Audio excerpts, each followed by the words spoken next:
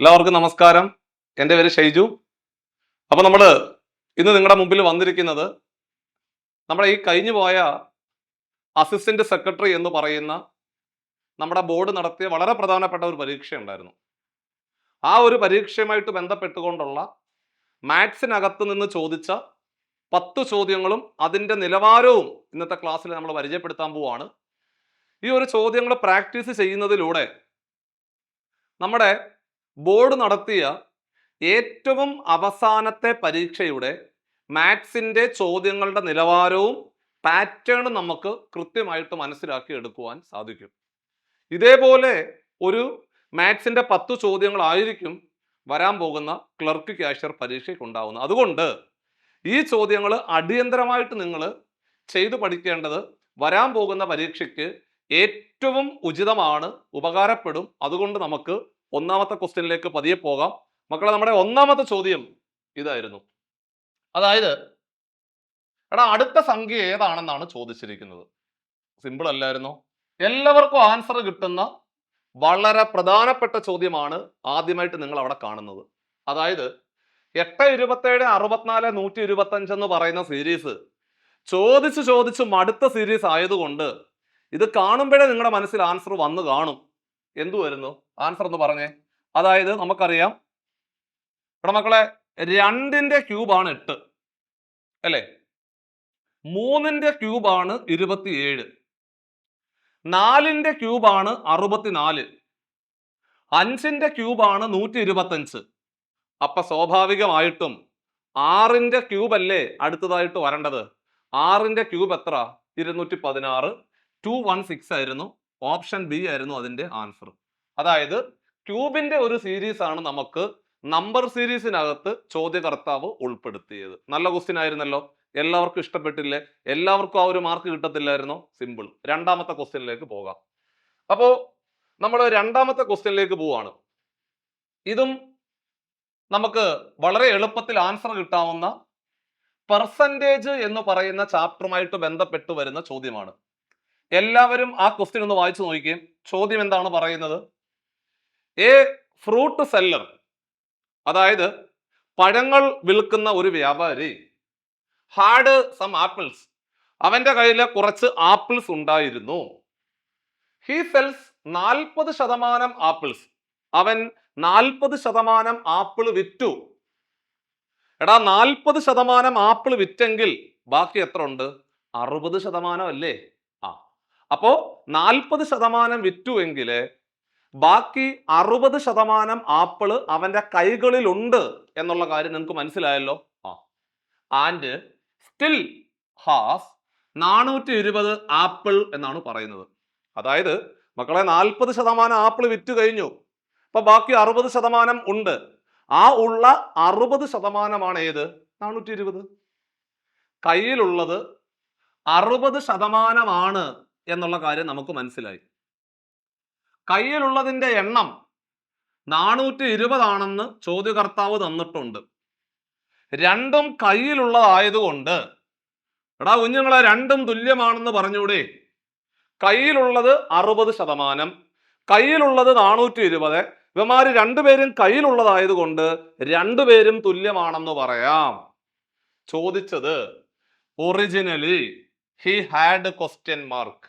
അങ്ങനെയാണെങ്കിൽ അവന്റെ കയ്യിലുണ്ടായിരുന്ന ആകെ ആപ്പിളുകളുടെ എണ്ണം എത്ര എന്നാണ് ചോദ്യം. അതായത് ടോട്ടൽ എത്ര എന്നാ ചോദ്യം. ടോട്ടൽ എന്ന് പറഞ്ഞാൽ 100% അല്ലേ? ടോട്ടൽ എന്ന് പറഞ്ഞാൽ 100%. അപ്പൊ 100% കണ്ടുപിടിക്കേണ്ടത്. 100% കണ്ടുപിടിക്കേണ്ടത്. ടോട്ടൽ എത്ര, ആകെ എത്ര എന്നാണ് ചോദിച്ചത്. 60% 420 ആണെങ്കിൽ 100% എത്രയാണെന്നാണ് ചോദ്യം. ക്രോസ് ചെയ്താൽ പോരെ? ക്രോസ് ആയിട്ട് ഗുണിച്ചാട്ടെ. ക്രോസ് ആയിട്ട് ഗുണിക്കാനുള്ള എളുപ്പ വഴി, രണ്ടെണ്ണം ഉള്ളത് ഗുണിക്കുക, ഒരെണ്ണം ഉള്ളത് ഹരിക്കുക. രണ്ടെണ്ണം ഉള്ളത് ഗുണിക്കുക, രണ്ടെണ്ണം ഉള്ളത് 100ഉം 420 അല്ലേ? രണ്ടെണ്ണം ഉള്ളത് ഗുണിക്കുക, എടാ ഒരെണ്ണം ഉള്ളത് ഹരിക്കുക, ഒരെണ്ണം ഉള്ളത് 60.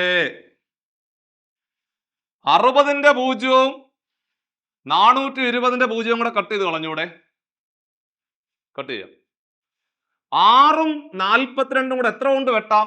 6 കൊണ്ട് വെട്ടാം അല്ലേ? നിങ്ങൾ തുടക്കക്കാരാണെങ്കിൽ 2 കൊണ്ട് വെട്ടാൻ പറ്റും, അല്ലെങ്കിൽ 3 കൊണ്ട് വെട്ടാൻ പറ്റും, അല്ലെങ്കിൽ 6 കൊണ്ട് വെട്ടാം. 6 കൊണ്ട് വെട്ടുക എന്ന് പറഞ്ഞാൽ അർത്ഥം 6 കൊണ്ട് ഹരിക്കുക. 6നെ 6 കൊണ്ട് ഹരിച്ചാൽ 1, 42നെ 6 കൊണ്ട് ഹരിച്ചാൽ 7, 7ഉം 100ഉം കൂടെ ഗുണിച്ചാല് 700. ഓപ്ഷൻ ഡി ആയിരുന്നു രണ്ടാമത്തെ ക്വസ്റ്റ്യന്റെ ഉത്തരം. സിമ്പിൾ ക്വസ്റ്റ്യൻ അല്ലായിരുന്നോ? എല്ലാവർക്കും ആൻസർ കിട്ടത്തില്ലായിരുന്നു. നിങ്ങൾ നോക്കിക്കേ. അപ്പോൾ പെർസെൻറ്റേജ് എന്ന് പറയുന്ന ചാപ്റ്ററിലെ റീസെന്റ് ആയിട്ട് നമ്മുടെ അസിസ്റ്റന്റ് സെക്രട്ടറി എന്ന് പറയുന്ന പരീക്ഷയ്ക്ക് ബോർഡ് നടത്തിയ ചോദ്യപേപ്പറിനകത്ത് പെർസെൻറ്റേജ് എന്ന് പറയുന്ന ചാപ്റ്ററുമായിട്ട് ബന്ധപ്പെട്ടുകൊണ്ട് നിങ്ങൾ ഫേസ് ചെയ്ത ചോദ്യമാണ് ക്ലാസ്സിൽ പരിചയപ്പെടുത്തിയത്. സിമ്പിൾ ആയിരുന്നു, എല്ലാവർക്കും കിട്ടുന്ന ക്വസ്റ്റ്യൻ ആണ്. അങ്ങനെയാണെങ്കിൽ ദാ പിടിച്ചോ മൂന്നാമത്തെ ക്വസ്റ്റ്യൻ. ഇത് പക്ഷേ കുറച്ച് കാര്യങ്ങളൊക്കെ അറിയാവുന്നവർക്ക് ചെയ്യാൻ പറ്റുന്ന ഒരു ക്വസ്റ്റ്യനാണ്, പക്ഷെ സിമ്പിൾ ആണ്. ഇതാണ് പ്രോഫിറ്റ് ആൻഡ് ലോസ് എന്ന് പറയുന്ന ചാപ്റ്ററിന് ചോദിച്ചത്.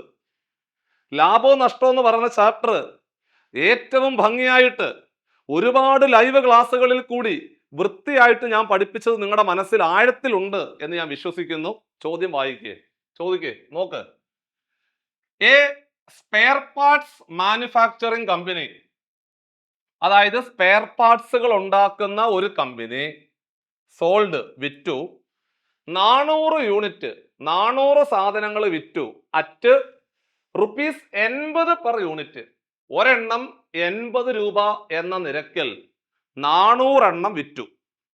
അടുത്തത് ആൻഡ് 500 എണ്ണം അറ്റ് 50 രൂപ, ഓരോന്നിനും 50 രൂപ നിരക്കില് 500 എണ്ണം വിറ്റു. ആർക്ക് വിറ്റു? To an automobile company. ഒരു ഓട്ടോമൊബൈൽ കമ്പനിക്ക്, ഒരു മാനുഫാക്ചറിങ് കമ്പനി വിറ്റ സാധനങ്ങളാണ് ഈ പറഞ്ഞത്. അങ്ങനെയാണെങ്കിൽ the cost to produce each unit was ₹60. ഇത് ഉണ്ടാക്കാൻ ആ മാനുഫാക്ചറിങ് കമ്പനിക്ക് ഈ സാധനം ഉണ്ടാക്കാൻ ആവശ്യമായ ചിലവ് ഒരു സാധനത്തിന് 60 രൂപയാണ്. ഒരു സാധനത്തിന് 60 രൂപയാണ് അവർക്ക് മുടക്ക് മുതലായിട്ട് വന്നത്. ചോദ്യം, what was the company's total profit or loss after selling all 900 units? അതായത് ഈ 900 യൂണിറ്റുകളും വിറ്റ് കഴിയുമ്പോൾ ആ കമ്പനിക്ക് ഉണ്ടാകുന്ന ലാഭം അല്ലെങ്കിൽ നഷ്ടമാണോ? ലാഭമാണെങ്കിൽ ലാഭം എത്ര, നഷ്ടമാണെങ്കിൽ നഷ്ടം എത്ര എന്നാണ് ചോദ്യം. അപ്പോ എടാ, നമ്മുടെ മാനുഫാക്ചറിങ് കമ്പനി 900 സാധനങ്ങൾ ആർക്ക് വിറ്റു? ഒരു ഓട്ടോമൊബൈൽ കമ്പനിക്ക് വിറ്റു. 400 എണ്ണം വിറ്റത് 80 രൂപയ്ക്കാണ്. അപ്പൊ തന്നെ നിങ്ങൾക്ക് മനസ്സിലാക്കാൻ പറ്റും ഒരു സാധനത്തിന്റെ വില. എടാ, ഒരു സാധനത്തിന്റെ വില 80 രൂപ, ഒരെണ്ണത്തിന്റെ വില 80 രൂപയാണെന്ന് ചോദ്യകർത്താവ് കൃത്യമായിട്ട് പറഞ്ഞിട്ടുണ്ട്. അങ്ങനെ നമ്മൾ 400 എണ്ണം വിറ്റു എന്നാണ് പറയുന്നത്. ഒരെണ്ണത്തിന്റെ വില 80 രൂപയാണ്, അങ്ങനെ 400 എണ്ണം വിറ്റു. അങ്ങനെയാണെങ്കിൽ സെല്ലിംഗ് പ്രൈസ് ഒന്നാമത്തെ സെറ്റ്, സെല്ലിംഗ് പ്രൈസ് 1, അതായത് 2 സെറ്റാണ്, ഒരു 400 യൂണിറ്റും ഒരു 500 യൂണിറ്റും, 2 സെറ്റാണ്. അതിൽ ഒന്നാമത്തെ സെറ്റ് എന്ന് പറഞ്ഞാൽ 400 യൂണിറ്റ് ആണ്. ഒരെണ്ണം വിറ്റ വില എത്ര? 80 രൂപയാണ്. അങ്ങനെ 400 എണ്ണം വിറ്റു. 80നെ 400 കൊണ്ട് ഗുണിച്ചാട്ടെ, 80നെ 400 കൊണ്ട് ഗുണിക്കുക, ഒരെണ്ണത്തിന് 80 രൂപ, അങ്ങനെ 400 എണ്ണം വിറ്റു. ഒരെണ്ണത്തിന് 80 രൂപയാണ്, അങ്ങനെ 400 എണ്ണമാണ് വിറ്റത്. അങ്ങനെയാണെങ്കിൽ 80നെ 400 കൊണ്ട് ഗുണിച്ചു കഴിഞ്ഞാല് 80നെ 400 കൊണ്ട് ഗുണിക്കുന്നതിന് പകരം നിങ്ങൾക്ക് 8നെ 4 കൊണ്ട് ഗുണിച്ചിട്ട് ഇവിടുത്തെ 2 പൂജ്യം അവിടുത്തെ 1 പൂജ്യം കൂടെ ചേർത്തിട്ട് മൊത്തത്തിലെ 3 പൂജ്യം ഇട്ട് കൊടുത്താൽ മതി. അങ്ങനാണെങ്കിൽ എടാ 400നെ 80 കൊണ്ട് ഗുണിച്ചു കഴിഞ്ഞാൽ 400നെ 80 കൊണ്ട് ഗുണിച്ചു കഴിഞ്ഞാല് 8ഉം 4ഉം കൂടെ ഗുണിച്ചാൽ 32, 32 കഴിഞ്ഞിട്ട് 3 പൂജ്യം കൊടുക്കുക, 3 പൂജ്യം കൊടുക്കുക, 3 പൂജ്യം കൊടുക്കുക. അങ്ങനാണെങ്കിൽ ഒന്നാമത്തെ സെറ്റിന്റെ വിറ്റ വില എന്ന് പറഞ്ഞാല് 32,000 രൂപയാണെന്ന് മനസ്സിലായി. അടുത്തത് രണ്ടാമത്തെ സെറ്റ്. എടാ, രണ്ടാമത്തെ സെറ്റ് എന്ന് പറഞ്ഞാല് 500 എണ്ണം. 500 എണ്ണം, ഒരെണ്ണം വിറ്റ വില 50 രൂപയാണ്. ഒരെണ്ണം 50 രൂപ, ഒരെണ്ണത്തിന്റെ വിറ്റ വില 50 രൂപ. അങ്ങനെ 500 എണ്ണം വിറ്റു. ഒരെണ്ണത്തിന്റെ വിറ്റ വില എത്ര? ഒരെണ്ണത്തിന്റെ വിറ്റ വില 50 രൂപയാണ്. അങ്ങനെ 500 എണ്ണം വിറ്റു. സോ അങ്ങനെയാണെങ്കിൽ ടോട്ടൽ വിറ്റ വില എന്ന് പറഞ്ഞാല് 500നെ 50 കൊണ്ട് ഗുണിക്കുക, 500നെ 50 കൊണ്ട് ഗുണിക്കണം. അപ്പൊ 500നെ 50 കൊണ്ട് ഗുണിച്ചു കഴിഞ്ഞാല് 5 5 25, 25ന്റെ കൂടെ ഒരു 3 പൂജ്യം കൂടെ കൊടുത്താൽ മതിയല്ലോ. കാരണം ഇവിടെ 2 പൂജ്യം, അവിടെ ഒരു പൂജ്യം, മൊത്തം 3 പൂജ്യം. അങ്ങനെ 32,000 രൂപയ്ക്ക് വിറ്റു ഒരു സെറ്റ്, 25,000 രൂപയ്ക്ക് അടുത്ത സെറ്റ് വിറ്റു. അപ്പോ സ്വാഭാവികമായിട്ടും രണ്ടും കൂടെ വിറ്റ വില എന്ന് പറഞ്ഞു കഴിഞ്ഞാല്, അതായത് ടോട്ടല് വിറ്റ വില എന്ന് പറഞ്ഞാല് 25,000വും 32,000വും കൂടെ കൂട്ടിയാല് 5ഉം 2ഉം 7, 3ഉം 2ഉം 5, അതായത് 57,000 രൂപ കിട്ടി. 57,000 രൂപയ്ക്കാണ് വിറ്റത്. 57,000 രൂപയ്ക്കാണ് വിറ്റത്. ഇനി ആ കമ്പനിക്ക് മുടക്ക് മുതലായിട്ട് വന്നത് cost to produce each unit, ഓരോ സാധനവും ഉണ്ടാക്കാൻ ആവശ്യമായ മുടക്ക് മുതൽ ഒരെണ്ണത്തിന്റെ വില 60. എന്താണ്? ഒരെണ്ണത്തിന്റെ വില 60. അങ്ങനാണെങ്കിൽ ടോട്ടൽ കോസ്റ്റ് പ്രൈസ് എന്ന് പറഞ്ഞാൽ 900 എണ്ണമാണ് നമ്മൾ വിറ്റത്. 900 എണ്ണം ഉണ്ടാക്കി എന്ന് കരുതുക. ആ 900 എണ്ണം നമ്മൾ വിറ്റു. അങ്ങനെ വിറ്റപ്പോൾ നമുക്ക് എത്ര കിട്ടി? 57,000 രൂപ കിട്ടി. ഇനി ഈ സാധനം ഉണ്ടാക്കാൻ ആവശ്യമായ മുടക്ക് മുതൽ, ഒരെണ്ണത്തിന്റെ മുടക്ക് മുതൽ എത്ര? ഒരെണ്ണത്തിന്റെ മുടക്ക് മുതൽ 60 രൂപയല്ലേ? അങ്ങനെ എത്ര എണ്ണം ഉണ്ടാക്കി? 900 എണ്ണം ഉണ്ടാക്കിയല്ലോ. അപ്പൊ നമുക്ക് എത്ര രൂപ ചെലവായി മക്കളെ? 9നെ 6 കൊണ്ട് ഗുണിച്ചാൽ 54, 3 പൂജ്യം ചേർത്ത് എഴുതിക്കൂ. അപ്പൊ നമുക്കൊരു കാര്യം മനസ്സിലായി, 54,000 രൂപ മുടക്കി 57,000 കിട്ടി. എടാ 54,000 രൂപ മുടക്കി 900 സാധനങ്ങൾ ഉണ്ടാക്കി കടയിൽ കൊണ്ടുവച്ചു. നമ്മൾ എത്രന് വിറ്റു? നമ്മൾ 57,000ന് വിറ്റു. ലാഭമാണോ നഷ്ടമാണോ? ലാഭം. ലാഭമാണ്. എത്ര രൂപ ലാഭം കിട്ടി? 54,000 രൂപ മുടക്കിയപ്പോൾ 57,000 കിട്ടിയെങ്കിൽ 3,000 രൂപ ലാഭം കിട്ടി. 3,000 രൂപ ലാഭം കിട്ടി. ഓപ്ഷൻ സി ആയിരുന്നു അതിന്റെ റൈറ്റ് ആൻസർ. സിമ്പിൾ ക്വസ്റ്റ്യൻ ആയിരുന്നു. കാര്യങ്ങൾ അറിയാവുന്നവർക്ക് പെട്ടെന്ന് ചെയ്തുകൊണ്ട് അവസാനിപ്പിക്കാവുന്നതേ ഉള്ളൂ. ഇനി ലാഭശതമാനം കണ്ടുപിടിക്കാനായിരുന്നു ചോദിച്ചിരുന്നതെങ്കിൽ ചിലപ്പോൾ അവർ പ്രോഫിറ്റ് പെർസെൻറ്റേജ് കണ്ടുപിടിക്കാൻ ചോദിക്കും. അപ്പോൾ നിങ്ങൾ മനസ്സിലാക്കണം, പ്രോഫിറ്റ് പെർസെൻറ്റേജ് കണ്ടുപിടിക്കണമെങ്കിൽ profit into 100 divided by CP ആണ് ഇക്വേഷൻ. മറന്നു പോകരുത്. ഓക്കെ.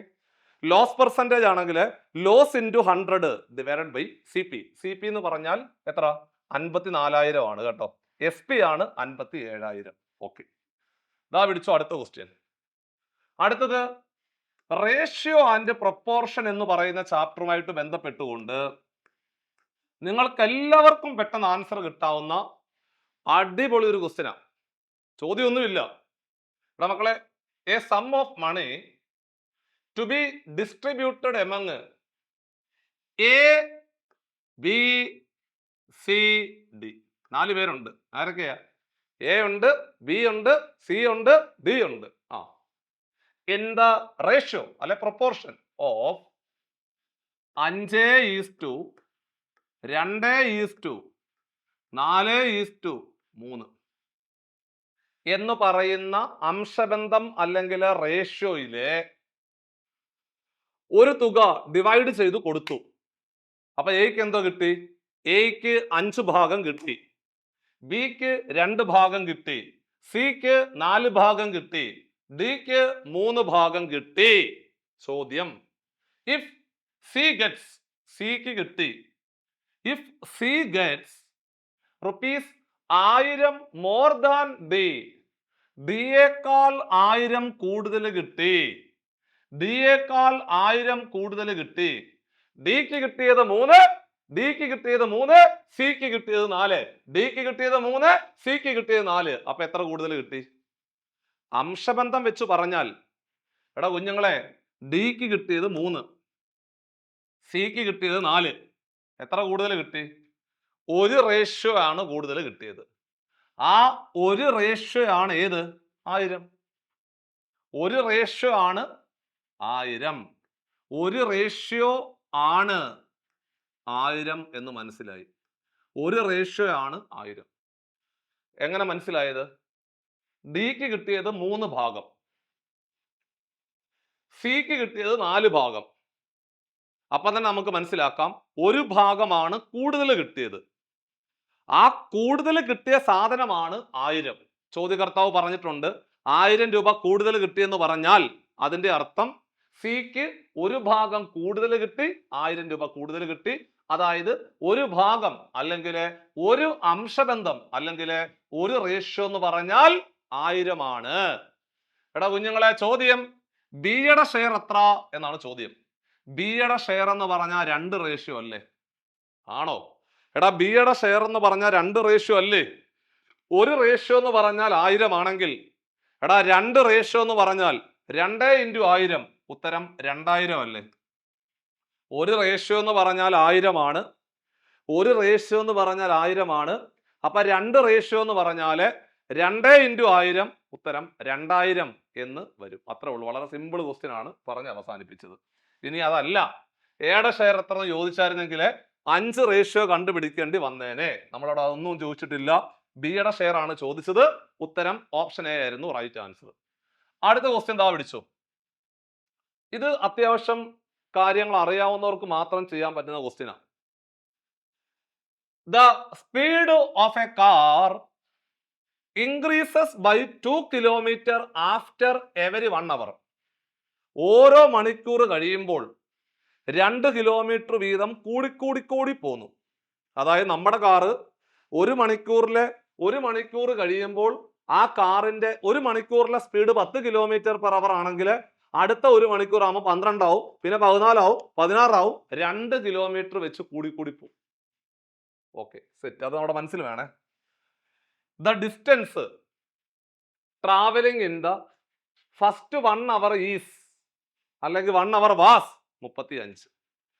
ആദ്യത്തെ ഒരു മണിക്കൂർ കഴിയുമ്പോൾ നമ്മുടെ കാറ് സഞ്ചരിച്ച ദൂരം എന്ന് പറഞ്ഞാൽ 35 കിലോമീറ്റർ ആണെന്ന് മനസ്സിലായി. ഒരു മണിക്കൂർ കഴിയുമ്പോഴുള്ള കാര്യമാണ് ഞാൻ പറയുന്നത്. സ്വാഭാവികമായിട്ടും കാറിന്റെ സ്പീഡ്, എടാ മക്കളെ, കാറിന്റെ സ്പീഡ് 35 കിലോമീറ്റർ പെർ അവർ ആയതുകൊണ്ടാണ് ഒരു മണിക്കൂർ കഴിയുമ്പോൾ 35 കിലോമീറ്റർ ദൂരം സഞ്ചരിച്ചത്. അപ്പോ ആദ്യത്തെ ഒരു മണിക്കൂറിലെ സ്പീഡ് എന്ന് പറഞ്ഞാൽ 35 ആണെന്ന് മനസ്സിലായി. അടുത്തത് 37, അടുത്തത് 39, അടുത്തത് 41. ഇങ്ങനെയാണ് പോകുന്നത്. കണ്ടോ, ഇങ്ങനെയാണ് പോകുന്നത്. അപ്പോൾ ആദ്യത്തെ ഒരു മണിക്കൂർ കൊണ്ട് സഞ്ചരിച്ച ദൂരം 35 കിലോമീറ്റർ ആണെങ്കിൽ അടുത്ത ഒരു മണിക്കൂർ കഴിയും 37, 39, 41, 43, 45, 47, 49. ഇങ്ങനെയാണ് പോകുന്നത്. അങ്ങനെ പോവുക. ഓക്കെ, അങ്ങനെ ആണെങ്കിൽ 12 മണിക്കൂർ കൊണ്ട് സഞ്ചരിച്ച ആകെ ദൂരം എത്രയാണെന്നാണ് ചോദ്യം. ഒരു മണിക്കൂർ കൊണ്ട് 35, 2 മണിക്കൂർ കൊണ്ട് എത്ര എന്ന് ചോദിച്ചായിരുന്നെങ്കിൽ what is the total distance travelled in 2 hours എന്ന് ചോദിച്ചായിരുന്നെങ്കിൽ 35, 37 കൂടെ കൂട്ടിയാൽ മതിയായിരുന്നു. പക്ഷേ 12 മണിക്കൂർ എന്ന് പറയുമ്പോൾ താണ്ടാ 1, 2, 3, 4 ആയതേ ഉള്ളൂ. ഇനിയും കിടക്കുക 8 എണ്ണം. ഇതെല്ലാം കൂടെ കൂട്ടിയാൽ ഉത്തരം എത്ര എന്നാണ് ചോദ്യം. നമുക്ക് വേണമെങ്കിൽ ആ 8 എണ്ണം കൂടെ എഴുതിയിട്ട് വേണം കൂട്ടാം. പക്ഷെ അത് ചടങ്ങാം. നിങ്ങൾ അല്ലെങ്കിൽ ഇതൊരു അരിത്തമെറ്റിക് പ്രോഗ്രഷൻ ആണെന്ന് മനസ്സുകൊണ്ട് ആലോചിക്കണം. ആദ്യ പദം 35, 37, 39, 41 അങ്ങനെ പോകുന്ന ഒരു സീരീസാണ്. ഈ സീരീസിലെ 12ാമത്തെ ടൈം അവസാന പദം കണ്ടുപിടിക്കണം. എങ്കിലേ നമുക്ക് ഇതെല്ലാം കൂടെ കൂട്ടിയെടുക്കാൻ പറ്റത്തുള്ളൂ. സംഖ്യകളുടെ തുക കണ്ടുപിടിക്കാനുള്ള equation S = n/2 into first term plus last term ആണ് ഇക്വേഷൻ. എല്ലാവർക്കും അറിയാവുന്നതല്ലേ? ഒരു അരിത്തമെറ്റിക് പ്രോഗ്രഷന്റെ സമ്മ് കണ്ടുപിടിക്കാനുള്ള equation S = n/2 into first term plus last term. First term അറിയാം, ലാസ്റ്റ് ടേം അറിയില്ല. അതായത് 12ാമത്തെ മണിക്കൂറിൽ സഞ്ചരിക്കുന്ന ദൂരം വേണ്ടേടാ. അപ്പോൾ 12ാമത്തെ ടേം കണ്ടുപിടിക്കണ്ടേ? അപ്പോൾ 12ാമത്തെ ടേം കണ്ടുപിടിക്കണമെങ്കിൽ T12 വേണം. n-ാം പദം കണ്ടുപിടിക്കാനുള്ള ഇക്വേഷൻ a+n-1 ഇൻറ്റു ഡി അല്ലേ? n-ാം പദം കണ്ടുപിടിക്കാനുള്ള ഇക്വേഷൻ a+n-1 ഇൻറ്റു ഡി അല്ലേ? അങ്ങനാണെങ്കിൽ 12ാമത്തെ പദം കണ്ടുപിടിക്കാനുള്ള ഇക്വേഷൻ a+11d അല്ലേ? അപ്പോൾ നമുക്ക് a+11d കണ്ടുപിടിച്ചാൽ പോരെ? n-ാം പദം കണ്ടുപിടിക്കാനുള്ള ഇക്വേഷൻ a+n-1 ഇൻറ്റു ഡി ആണ്. അപ്പോൾ 12ാം പദം എന്ന് പറഞ്ഞാൽ a+11d ആണ് കണ്ടുപിടിക്കേണ്ടത്. എയുടെ വില 35. മക്കളെ എയുടെ വില 35 പ്ലസ് 11. ഡി എന്ന് പറഞ്ഞാൽ 2 അല്ലേ? ഡി എന്ന് പറഞ്ഞാൽ 35, 2, 37, 2, 39 2 വീതം കൂടി പോകുന്ന സീരീസ് ആണ്. അപ്പൊ ഡിയുടെ വില 2 ആണ്. 11d എന്ന് പറഞ്ഞാല് 11 × 2 22, 11 × 2 22, 11 × 2 22, 11 × 2 22. 35ഉം 22ഉം കൂടെ കൂട്ടിയാൽ 57 എന്ന് വരും. അപ്പൊ നമുക്ക് ഒരു കാര്യം കൺഫേം ആയി, അവസാന പദം 57 ആണ്. അതായത് 12ാമത്തെ മണിക്കൂറിൽ സഞ്ചരിക്കുന്ന ദൂരം 57 ആണ് എന്ന് മനസ്സിലായി. എളുപ്പമായി. ഇനി പരിപാടി എല്ലാം സക്സസ് ആയി. ഇനിയൊന്നുമില്ല. n എന്ന് പറഞ്ഞാൽ പദങ്ങളുടെ എണ്ണം 12. 1, 2, 3, 4 എല്ലാം കൂടെ 12 എണ്ണം ഉണ്ട്. 12നെ 2 കൊണ്ട് ഹരിക്കുക. ഫസ്റ്റ് ടേമും ലാസ്റ്റ് ടേമും കൂടെ കൂട്ടുക. മക്കളെ 35ഉം നോക്കിക്കോണേടാ, ഈ കിടക്കുന്ന 35ഉം ആ കിടക്കുന്ന 57ഉം കൂടെ കൂട്ടിയ എത്ര? 35ഉം 57ഉം കൂടെ കൂട്ടിയാൽ 7, 5, 12 ശിഷ്ടം 1, 5, 3, 8, 8, 1, 9, 92 എന്ന് വരും. 2ഉം 12ഉം കൂടെ വെട്ടിയാൽ 6 വരത്തില്ലേ? 2ന്റെ 6ാമത്തെ ഗുണിതമല്ലേ 12? ആണോ? എടാ 2ന്റെ 6ാമത്തെ മൾട്ടിപ്പിൾ അല്ലേ 12? അങ്ങനാണെങ്കിൽ 92നെ 6 കൊണ്ട് ഗുണിച്ചാൽ എത്ര? 92നെ 6 കൊണ്ട് ഗുണിച്ചാൽ 6, 2, 12 ശിഷ്ടം 1, 9, 6, 54, 54, 1, 55. ഉത്തരം 552 കിലോമീറ്റർ. ഓപ്ഷൻ ഡി ആയിരുന്നു ആൻസർ. 552 കിലോമീറ്റർ ആയിരുന്നു അവിടുത്തെ ശരിയായിട്ടുള്ള ഉത്തരം. ഇത് സത്യം പറഞ്ഞു കഴിഞ്ഞാല് അരിത്തമെറ്റിക് പ്രോഗ്രഷൻ എന്ന് പറയുന്ന ടോപ്പിക്ക് പഠിച്ച ഒരു ഉദ്യോഗാർത്ഥിക്ക് മാത്രമേ ഈ ചോദ്യം ചെയ്തെടുക്കാൻ സാധിക്കത്തുള്ളൂ. n-ാം പദം കണ്ടുപിടിക്കാനുള്ള ഇക്വേഷൻ അറിയണം, സമ്മ് കണ്ടുപിടിക്കാനുള്ള ഇക്വേഷൻ അറിയണം. അല്ലാത്തൊരു വ്യക്തിക്ക് വേണമെങ്കിൽ വെറുതെ എഴുതി കൂട്ടാം. 35, 37, 39 അങ്ങനെ പോയി 57 വരെയുള്ള സംഖ്യകളെല്ലാം കൂടെ എഴുതി കൂട്ടിയാലും നിങ്ങൾക്ക് ഒരു 2 മിനിറ്റ് സമയമാണ് എടുക്കുന്നത്. വേണമെങ്കിൽ അങ്ങനെ ചെയ്യാം, തെറ്റൊന്നുമില്ല. അടുത്ത ക്വസ്റ്റ്യനിലേക്ക് പോവാം. ഇത് കുറച്ച് ചെയ്യാനുള്ള ചോദ്യമാണ്, വലിയ കാര്യമൊന്നുമില്ല, പക്ഷെ ചെയ്തെടുക്കാൻ സത്യം പറഞ്ഞാൽ ആ ക്വസ്റ്റ്യൻ അകത്തുണ്ട്. അപ്പൊ നമുക്ക് പതുക്കെ ഒന്ന് ചെയ്യാം. നിങ്ങൾ ടെൻഷൻ ഒന്നും അടിക്കേണ്ട, പെട്ടെന്ന് ആൻസർ കിട്ടുന്ന ചോദ്യമാണ്. മക്കളെ നമുക്കറിയാവുന്ന കുറച്ച് കാര്യങ്ങളുണ്ട്. എന്തൊക്കെയാടാ നമുക്കറിയാവുന്ന കാര്യങ്ങളെന്ന് പറഞ്ഞാൽ നിങ്ങൾ അതങ്ങ് ആദ്യം എഴുതി വെക്കുക. എൻ്റെ കൂടെ നിങ്ങൾ അതും കൂടെ അങ്ങ് എഴുതി വെക്കുക. ഞാൻ അപ്പോൾ ഇറേസ് ചെയ്യും കേട്ടോ. ഒന്നാമത്തെ പോയിന്റ് എന്ന് പറഞ്ഞാൽ ആദ്യം നമ്മളൊരു ട്രയാങ്കിൾ വരയ്ക്കണം. ചുമ്മാ ഒരു ട്രയാങ്കിൾ വരച്ചേ. അതിനെ ഇങ്ങനെ മുറിച്ചോ. താഴത്തെ ഭാഗത്തിനെ വീണ്ടും നിന്ന് ഇങ്ങനെ മുറിച്ചോ. എന്നിട്ട് എ ഇവിടെ എഴുതുക. ഇവിടെ എഴുതിയോ? എസ് മേളിൽ എഴുതിയോ? n ഇവിടെ എഴുതും. ഇനി നിങ്ങൾക്ക് ആവറേജ് ആണ് വേണ്ടതെങ്കിൽ ആവറേജ് കൈകൊണ്ട് മറച്ചു പിടിക്കുക.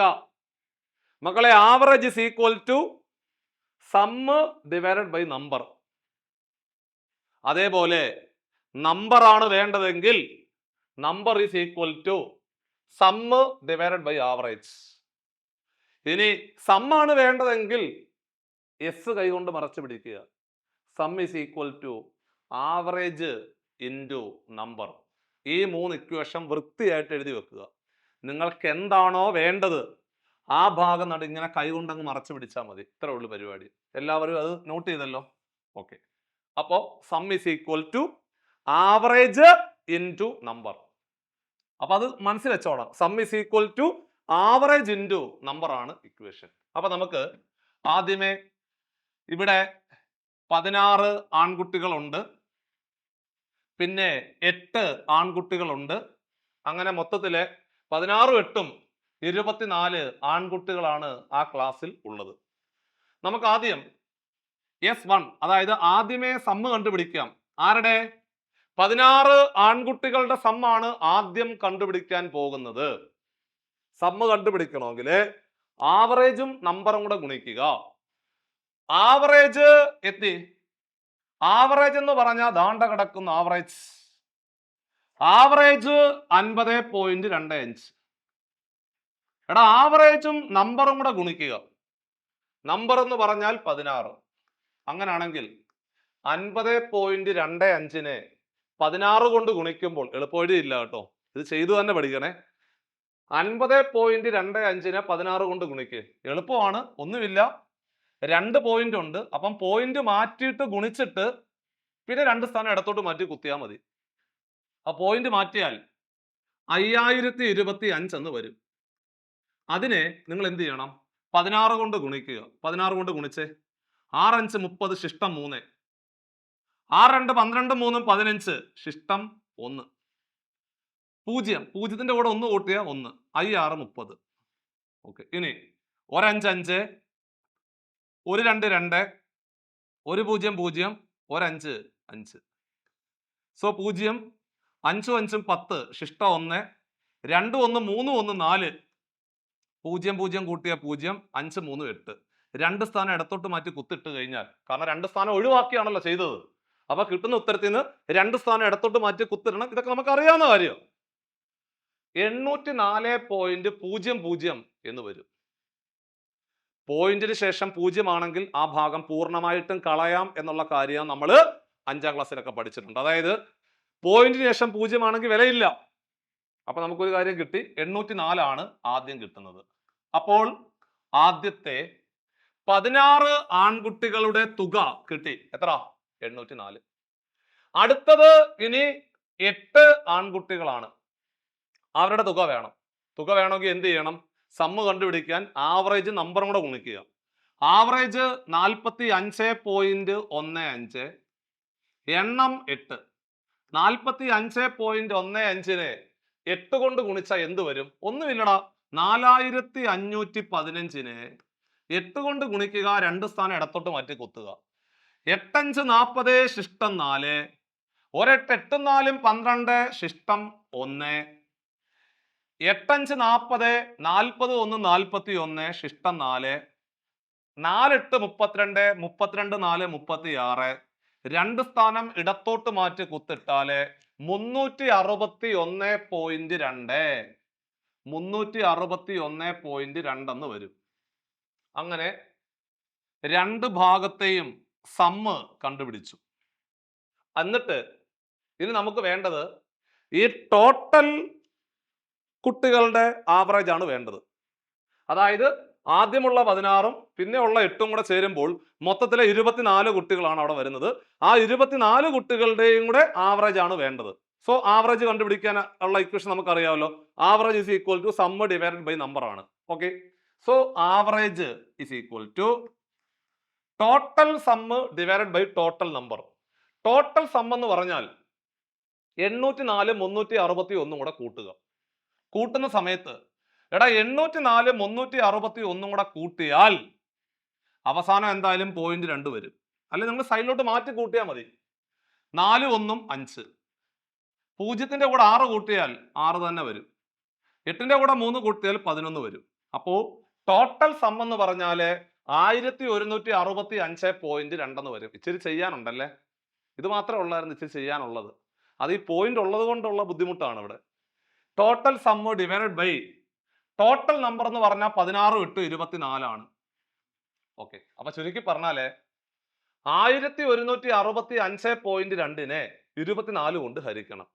സ്വാഭാവികമായിട്ടും പോയിന്റ് ഉണ്ടെങ്കിൽ നമ്മൾ എന്ത് ചെയ്യും? മേളിലും താഴെയും 10 കൊണ്ട് ഗുണിക്കും. എടാ കുഞ്ഞുങ്ങളെ, മേളിലും താഴെയും 10 കൊണ്ട് ഗുണിച്ചാൽ, മേളിൽ 10 കൊണ്ട് ഗുണിച്ചാൽ എന്താവും? പോയിന്റ് അങ്ങ് മാറും. അപ്പൊ എന്താവും? 11,652 എന്ന് വരും. പോയിന്റ് പോയി. അപ്പൊ നമുക്ക് 11,652നെ 24 കൊണ്ട് ഹരിക്കാം. ആ കിട്ടുന്ന ഉത്തരത്തിനെ വീണ്ടും 10 കൊണ്ട് ഹരിക്കണം. അത് എളുപ്പമാണ്, ഒരു സ്ഥാനം ഇടത്തോട്ട് മാറ്റി കുത്തിട്ടാൽ മതി, സിമ്പിളാ. അപ്പോ 11,652 24 കൊണ്ട് ആദ്യം ഒന്ന് ഹരിക്കാം. ആ കിട്ടുന്ന ഉത്തരത്തിനെ വീണ്ടും 10 കൊണ്ട് ഹരിക്കണം. അത് പിന്നെ ചെയ്താലും മതി. ഓക്കെ, തൽക്കാലം എന്തായാലും 11,652 24 കൊണ്ട് ഹരിക്കുക. 24ന്റെ അഞ്ചാമത്തെ ഗുണിതം എന്ന് പറഞ്ഞാൽ 120. നമ്മുടെ 116 ഉള്ളൂ. അപ്പം 24ന്റെ നാലാമത്തെ ഗുണിതം പിടിക്കേണ്ടി വരും. 24 × 4 = 16 ശിഷ്ട 1 4 2 8 1 9 96. 24ന്റെ നാലാമത്തെ ഗുണിതം എന്ന് പറഞ്ഞാൽ 96 ആണ്. എടാ 6 ൽ 6 പോയാൽ 0, 11 ൽ 9 പോയാൽ 2, അവസാനത്തെ 5 താത്തിറക്കിക്കോ 205 വരും. വീണ്ടും 24ന്റെ 10ാമത്തെ ഗുണിതം എന്ന് പറഞ്ഞാൽ 240. അത്ര ഇല്ല. 240 ഉണ്ടോ? ഇല്ല. 24ന്റെ 8ാമത്തെ ഗുണിതം ഒന്ന് നോക്കട്ടെ. 24ന്റെ 8ാമത്തെ ഗുണിതം കഴിഞ്ഞിട്ട് നമുക്ക് പറ്റത്തില്ലെങ്കിൽ 9ലേക്ക് പോവാം. 8 4 32 ശിഷ്ടം 3, 2 8 16 3 19 192 വരും. അപ്പൊ 24ന്റെ 9ാമത്തെ ഗുണിതം എന്ന് പറഞ്ഞാല് സ്വാഭാവികമായിട്ടും 205 വലിയ നമ്പർ ആയിരിക്കും. കാരണം 24 കൂട്ടുമ്പോൾ സ്വാഭാവികമായിട്ടും വലിയൊരു സംഖ്യയിലേക്കായിരിക്കും പോകുന്നത്. അപ്പൊ നമുക്ക് ഇവിടെ സ്റ്റോപ്പ് ചെയ്യാം. 24ന്റെ 8ാമത്തെ ഗുണിതം എന്ന് പറഞ്ഞാല് 192 ആണ്. 5 ന്ന് 2 കുറച്ചാ 3, 10 ന്ന് 9 കുറച്ചാ 1, 1 ന്ന് 1 കുറച്ചാ 0. അവസാനത്തെ രണ്ടും കൂടെ താത്തിറക്കിക്കോ. അവസാനത്തെ രണ്ടും കൂടെ താത്തിറക്കി. സ്വാഭാവികമായിട്ടും എടാ 24ന്റെ 5ാമത്തെ ഗുണിതം എന്ന് പറഞ്ഞ 120. 24ന്റെ 6ാമത്തെ ഗുണിതം എന്ന് പറഞ്ഞാൽ 132 കൂടുതലാ. നടക്കത്തില്ല. അപ്പോൾ 24ന്റെ 5ാമത്തെ ഗുണിതം എന്ന് പറഞ്ഞാൽ കറക്റ്റ് 120 വരും. 2, 3 ന്ന് 2 കുറച്ച 1. സ്വാഭാവികമായിട്ട് ഇവിടെ ഒരു കുത്തിട്ട് കൊടുത്തിട്ട് ഇവിടെ ഒരു 0 ഇട്ട് കൊടുക്കണം. സെറ്റാണോ?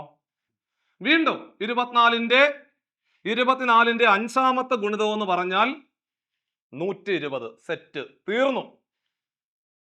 കിട്ടിയ ഉത്തരം 485.5.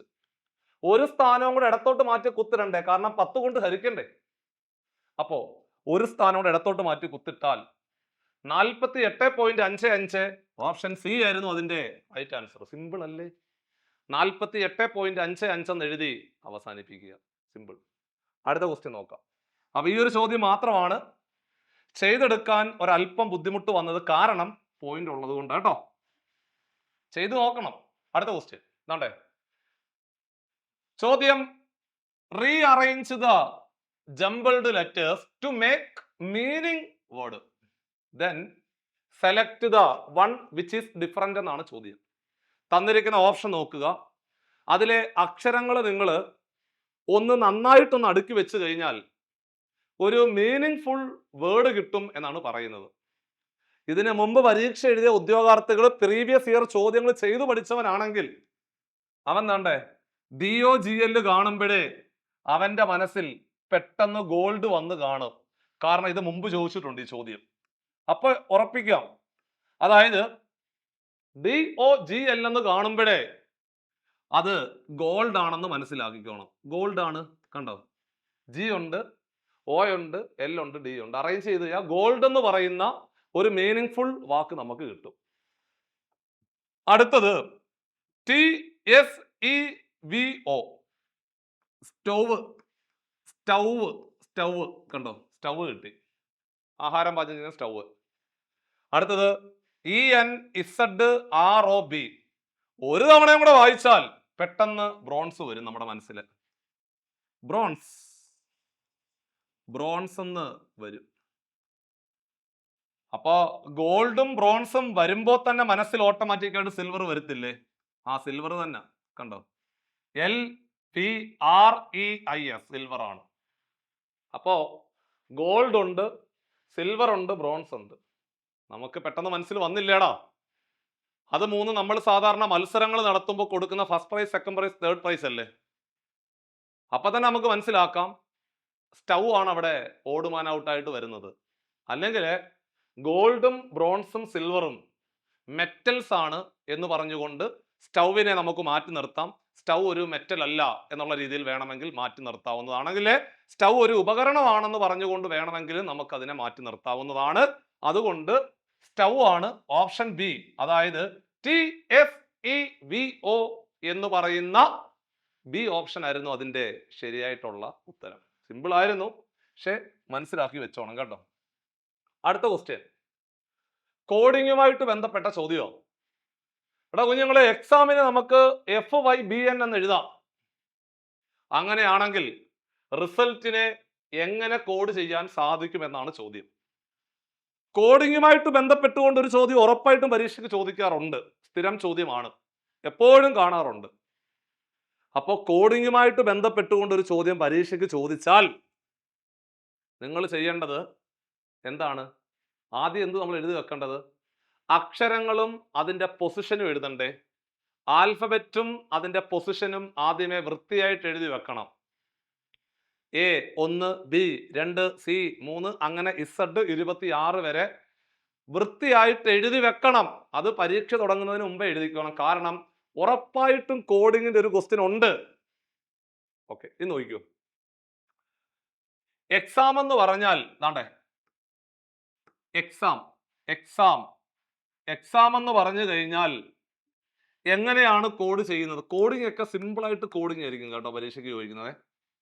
പെട്ടെന്ന് കിട്ടുന്നതായിരിക്കും. ദാണ്ടേ, ഇതെല്ലാം ഓരോ മാർക്കാണ് കേട്ടോ, ഓരോ മാർക്കാണ്. ഒരു മാർക്ക് നഷ്ടപ്പെട്ടു പോകാൻ പാടില്ല. FYBN നോക്കിയോണേ. അതായത് ഇ എന്ന് പറഞ്ഞു കഴിഞ്ഞാൽ 5ാമത്തെ അക്ഷരമാണ്.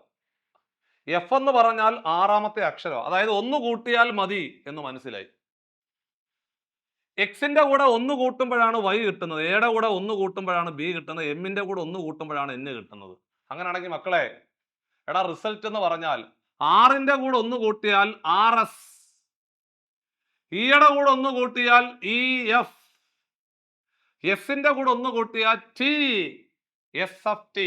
ഇതല്ല SFT, SFV ഇതുമല്ല SFT.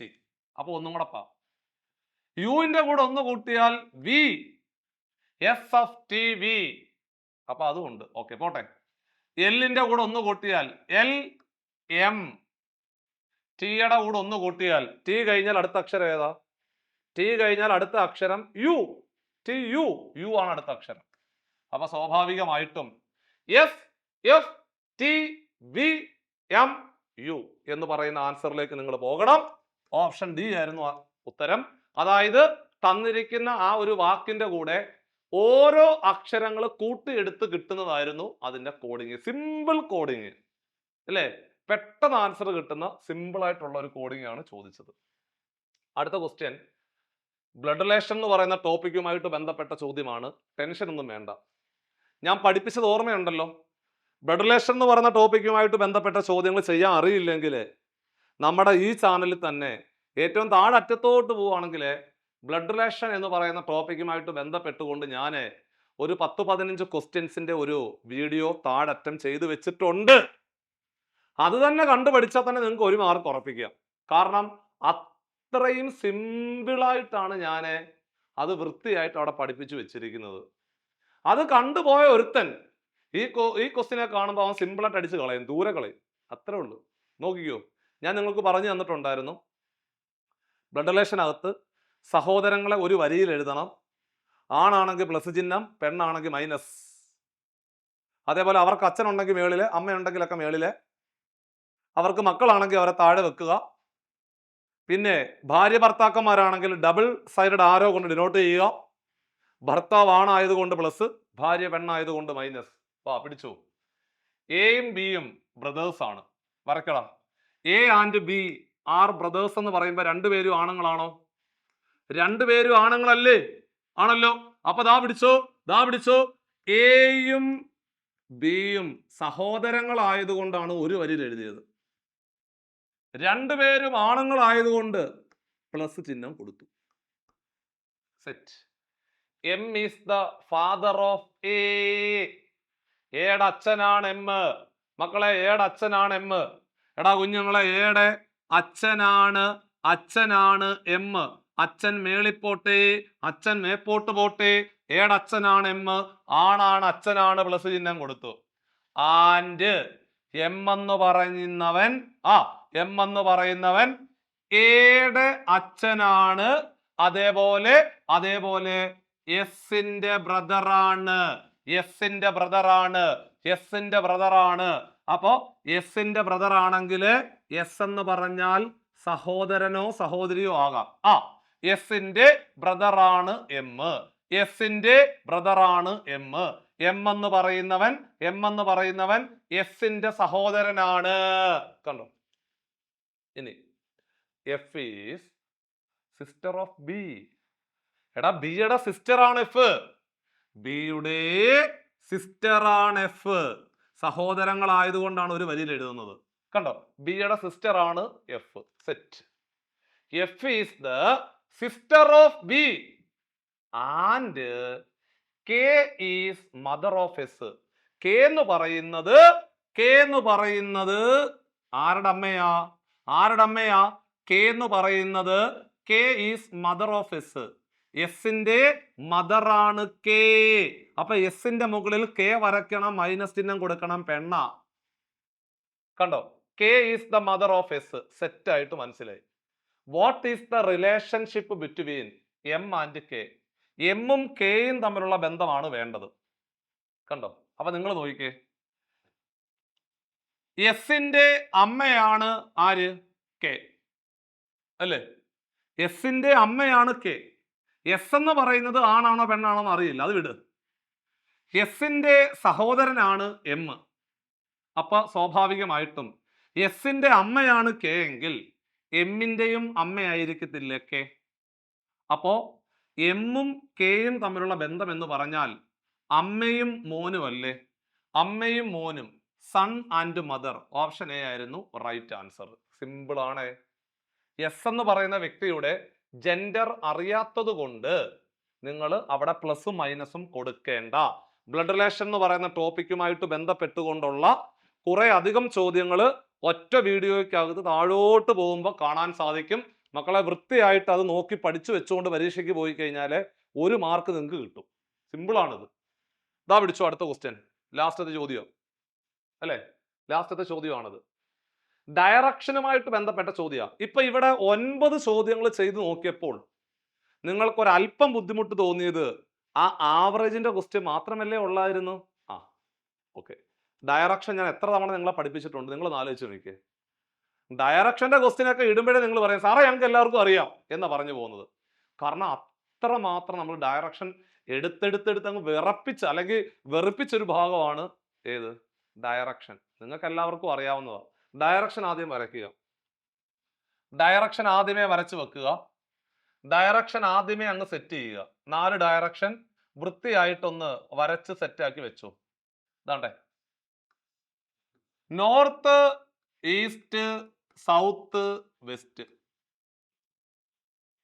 നോർത്തിന്റെ വലതാണ് ഈസ്റ്റ്, ഈസ്റ്റിന്റെ വലത് സൗത്ത്, സൗത്തിന്റെ വലത് വെസ്റ്റ്, വെസ്റ്റിന്റെ വലത് നോർത്ത്. ഇവിടെ മക്കളെ, വലതെന്ന് കേട്ടാ ക്ലോക്ക് വൈസ്, വലത് അല്ലെങ്കിൽ റൈറ്റ് എന്ന് കേട്ടാ ക്ലോക്ക് വൈസ്, ഇടത് അല്ലെങ്കിൽ ലെഫ്റ്റ് എന്ന് കേട്ടാൽ ആന്റി ക്ലോക്ക് വൈസ്. ഡയറക്ഷൻ എത്രയോ തവണ പറഞ്ഞു തന്നതാ. വലത്തോട്ട് തിരിഞ്ഞെന്ന് പറഞ്ഞാൽ ആ ഡയറക്ഷന്റെ ക്ലോക്ക് വൈസ് എടുക്കുക. ഇടത്തോട്ട് തിരിഞ്ഞെന്ന് പറഞ്ഞാൽ ആ ഡയറക്ഷന്റെ ആന്റി ക്ലോക്ക് വൈസ് എടുക്കണം. Sachin walks 20 kilometre towards north. അതാണ്ടേ, ഇവിടുന്ന് യാത്ര തുടങ്ങി. നോർത്തിലേക്ക് 20, കണ്ടോ, 20 കിലോമീറ്റർ നോർത്തിലോട്ട്. അതാണ്ടേ, അപ്പൊ മേപ്പോട്ട് 20. He turns left.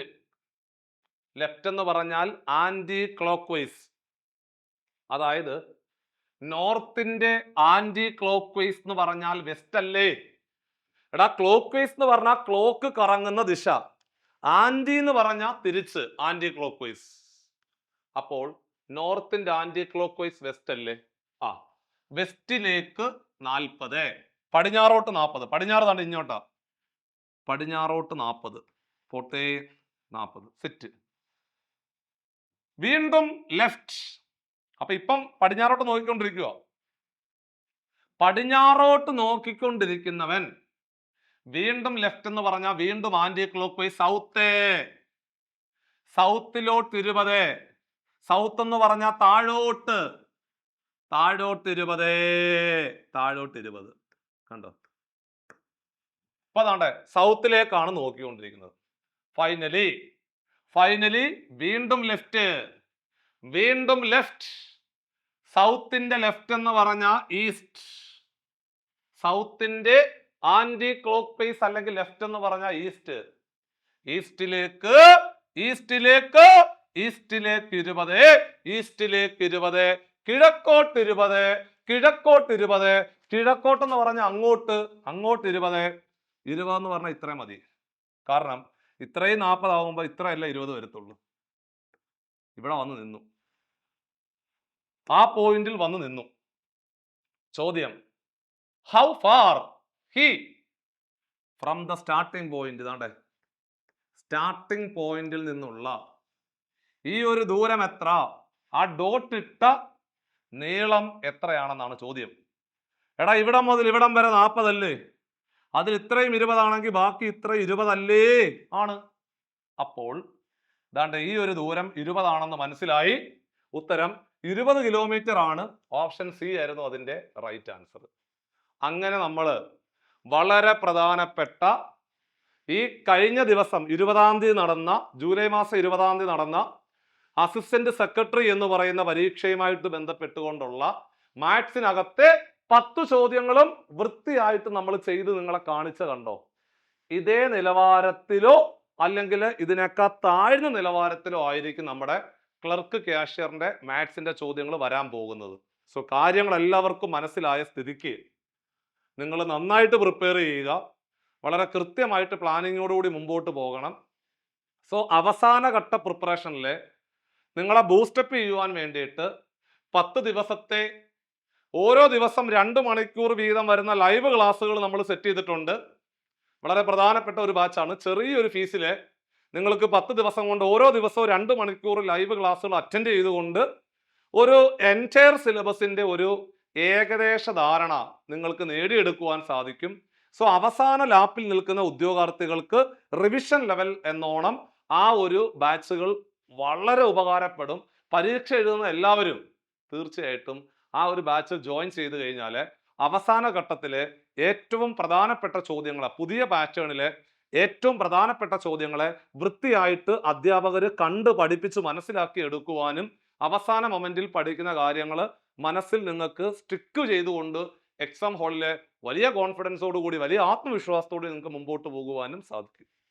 സോ ഇനി അടുത്തത്, പഠനം അവസാനിപ്പിക്കേണ്ട കാര്യമുണ്ടോ? അല്ല. എന്താണ്? എടാ ബോർഡിന്റെ പരീക്ഷകൾ എന്ന് പറഞ്ഞു കഴിഞ്ഞാൽ ഇങ്ങനെ വന്നുകൊണ്ടേ ഇരിക്കും അല്ലേ? ഒരു വർഷത്തിൽ എത്ര പരീക്ഷകൾ വരും എന്നൊക്കെ ഉള്ള കാര്യം നിങ്ങൾക്ക് അറിയാം. PSC പോലല്ല. അപ്പോ പരീക്ഷയ്ക്ക് പ്രിപ്പയർ ചെയ്യുന്ന ഉദ്യോഗാർത്ഥികൾ നിങ്ങൾ തീർച്ചയായിട്ടും പരീക്ഷ പോയി എഴുതുക, അടുത്ത പരീക്ഷയ്ക്ക് പ്രിപ്പയർ ചെയ്യുക. ജോലി കിട്ടുന്നിടം വരെ നിങ്ങൾ പഠിക്കണം. അല്ലെങ്കിൽ അത്യാവശ്യം നല്ലൊരു മാർക്ക് ഈ ഒരു പുതിയ പാറ്റേണിൽ നിങ്ങൾ പരീക്ഷ എഴുതി കഴിയുമ്പോൾ 80-85 മാർക്കിന്റെ ലെവലിലേക്ക് നിങ്ങൾ ഉയർന്നിട്ടുണ്ടെങ്കിൽ നിങ്ങൾക്ക് ആ ഒരു പോസ്റ്റ് ഉറപ്പിക്കാൻ പറ്റും. അപ്പൊ അതുകൊണ്ട് നിങ്ങളുടെ പ്രിപ്പറേഷനിലെ ഈ ഒരു വന്നിരിക്കുന്ന ഈ ഒരു മൂവ്മെന്റ് ഒരു കാരണവശാലും കുറഞ്ഞു പോകുവാതിരിക്കുവാൻ വേണ്ടിയിട്ടും പുതിയ ആൾക്കാരെ എല്ലാം ഉൾക്കൊള്ളിച്ചുകൊണ്ട് അടുത്ത CSE പരീക്ഷകൾക്ക് തയ്യാറെടുക്കുന്ന ഉദ്യോഗാർത്ഥികൾക്ക് വേണ്ടിയിട്ട് നമ്മളൊരു ബിഗിനേഴ്സ് ബാച്ച്, ഒന്നും അറിയാത്ത ഉദ്യോഗാർത്ഥികൾക്കും അത്യാവശ്യം കാര്യങ്ങളൊക്കെ അറിയാവുന്നവർക്കൊരു റിവിഷൻ എന്നോണം അടുത്ത 6 മാസത്തേക്ക് പ്രിപ്പയർ ചെയ്യുവാൻ വേണ്ടിയുള്ള പുതിയ ബാച്ച് നമ്മൾ സജ്ജമാക്കി വെച്ചിട്ടുണ്ട്. സോ ബോർഡ് നമ്പറിൽ കോൺടാക്ട് ചെയ്തുകൊണ്ട് നിങ്ങൾക്ക് 10 ദിവസത്തെ റിവിഷൻ ക്ലാസ്സിൽ പങ്കെടുക്കാം. ഒന്ന്. രണ്ടാമത്തെ ഓപ്ഷൻ എന്ന് പറഞ്ഞു കഴിഞ്ഞാൽ അടുത്ത ബിഗിനേഴ്സ് ബാച്ചിൽ നിങ്ങൾക്ക് ജോയിൻ ചെയ്യാം. വൃത്തിയായിട്ട് പഠിക്കുക.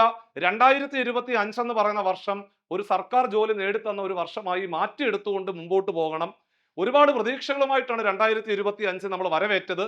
അതുകൊണ്ട് മറ്റുള്ളവർ എന്തു പറഞ്ഞാലും അതിനെ ഒന്നും മൈൻഡ് ചെയ്യാതെ നിങ്ങൾ പരീക്ഷയ്ക്ക് വേണ്ടി നന്നായിട്ട് പ്രിപ്പയർ ചെയ്യുക.